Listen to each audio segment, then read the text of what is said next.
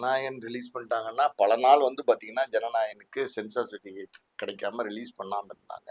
Okay, இப்ப இந்த ரிலீஸ்க்கு சென்சார் சர்டிஃபிகேட் எதுவுமே தேவையில்ல. கன்டென்ட் வந்து லீக் ஆயிடுச்சு.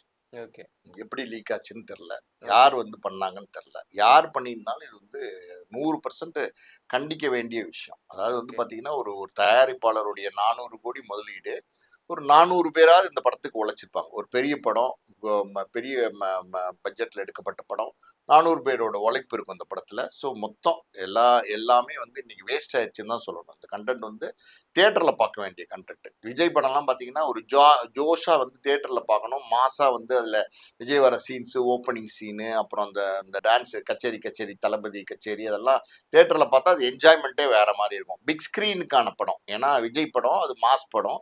பிக் ஸ்கிரீனுக்கான படம். அது பார்த்தீங்கன்னா, இன்னைக்கு வந்து சோஷியல் மீடியால இன்ஸ்டா, டெலகிராமு, அதுக்கப்புறம் ட்விட்டரு, ஃபேஸ்புக்கு, யூடியூப் எல்லா பக்கமும் வந்து நேத்திக்கே சின்ன சின்ன பிட்ஸ் லீக் ஆச்சு. 3 நிமிஷம், 2 நிமிஷம், 2 1/2 நிமிஷம் அப்படி லீக் ஆச்சு.